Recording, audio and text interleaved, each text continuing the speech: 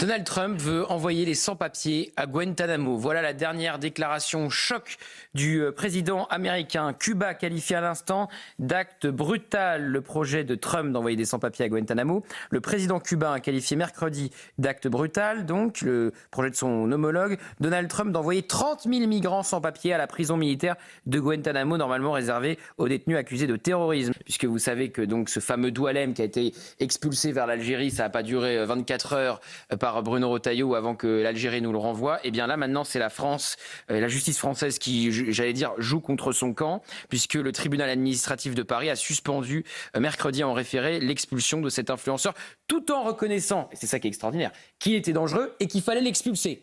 Mais pas avec une procédure d'urgence. C'est absolument lunaire. Ça montre quand même qu'il y a une différence de marge de manœuvre. Bon, André Valigny, vous en pensez quoi ? Je suis choqué, évidemment. Je découvre cette nouvelle extravagance de Donald Trump.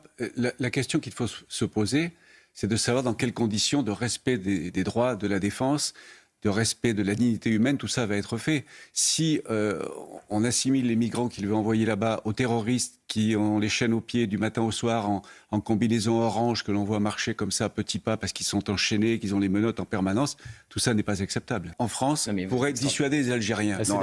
Comparaison n'est pas raison. Attendez, non mais André Valigny, donc là vous me dites que les mesures de rétorsion n'existent pas, mais moi je vais vous les citer, les mesures de rétorsion. Pas celle de Trump. Vous, plus un visa, pas celle de Trump, mais on peut en prendre d'autres.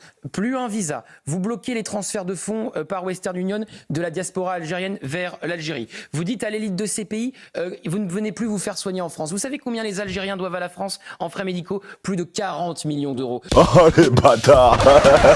Joker fort, je me casse. Joker.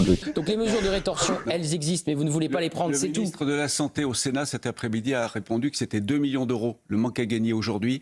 Il n'y a que 2 millions d'euros qui n'ont pas été payés. Eh si, mais il faut connaître 2 millions de trop. Hein, oui, c'est 2 millions de trop, bien sûr. Il y a une ardoise de 40 millions d'euros. Sur 20 ans. Sur 20 ans.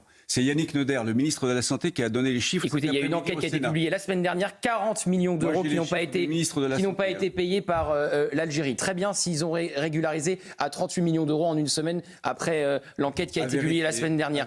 Mais vous bottez en touche encore une fois. Non. Les mesures de rétorsion, non mais vous me répondez pas sur le fond. Vous ne voulez pas prendre les mesures de rétorsion. Non, vous ne voulez pas les prendre. Mais bien sûr que non. Bien sûr que si. Si on peut prendre des mesures de rétorsion, il faut le faire, évidemment. Mais on peut en prendre tout de suite. On peut en prendre 5 ou 6 très efficaces tout de suite. Pourquoi le gouvernement ne le fait pas alors ? Ah bah ça c'est la grande question. Ça c'est la grande question. Il y a de la peur, il y a de la crainte, de la diaspora sans doute algérienne en France, de sa réaction. Les relations France-Algérie sont tellement compliquées. Mais ne faisons rien, laissons tout comme ça. Mais non, c'est pas qu'il ne faut rien faire. Il y a des moments